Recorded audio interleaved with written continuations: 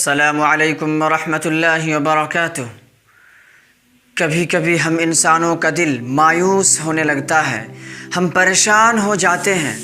اس وقت زمین اپنی تمام کشادگی کے باوجود تنگ لگنے لگتی ہے، اور پھر ایسا لگتا ہے کہ ہم اس دنیا میں بالکل تنہا ہیں، کوئی ہمیں تسلی اور دلاسا دینے والا نہیں، اور ہم اپنے آپ کو بالکل گھٹن میں محسوس کرنے لگتے ہیں۔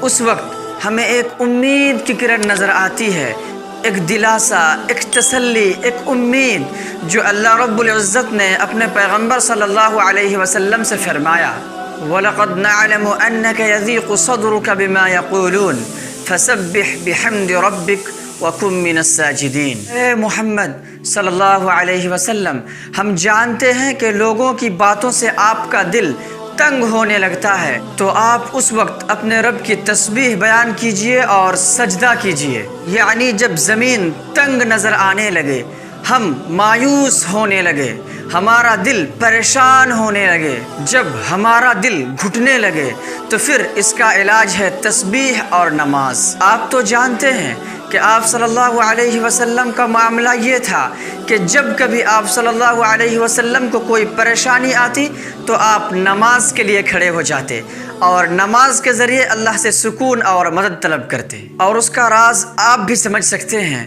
کہ کون ہے جو ہمارے دل کو تسلی دیتا ہے، کون ہے جو ہمارے دماغ کو فرحت دیتا ہے، کون ہے جو ہمیں سکون دیتا ہے، کون ہے جو ہمیں آسانیاں دیتا ہے، کون ہے جو ہماری مشکلات میں مدد کرتا ہے۔ تو یقیناً آپ بھی کہیں گے کہ وہ اللہ ہے، وہ رب ہے، وہ رحیم ہے۔ تو جب وہی ہے جو یہ سارے امور انجام دیتے ہیں، تو پھر ہم کس کی طرف جائیں؟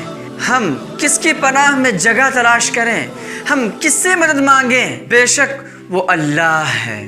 تو جب کبھی دل مایوس ہونے لگے، ہم پریشان ہونے لگے، جب کبھی زمین کشادگی کے باوجود ہمیں تنگ لگنے لگے، تو پھر آسمان کی طرف چلے جائیے، ملائے اعلیٰ میں، ملکوت اعلیٰ میں تسبیح اور نماز کے ذریعے۔ اور اس بات کو خوب اچھی طرح یاد رکھا جائے کہ ہم تنہا نہیں ہیں، ہم بے آسرا نہیں ہیں، ہم بے بس نہیں ہیں، کیونکہ ہمارا رب اللہ ہے۔ اور جب ہمارا رب اللہ ہے تو ہمیں غم کی کوئی ضرورت نہیں۔ اور ہم غم کیوں کرتے ہیں جبکہ وہ ہمیں تسلی دیتا ہے اور کہتا ہے هُوَ مَعَكُمْ أَيْنَمَا كُنْتُمْ، تم جہاں کہیں بھی ہو ہم تمہارے ساتھ ہیں۔ تو جب وہ ساتھ ہے تو ہم بے بس کیسے؟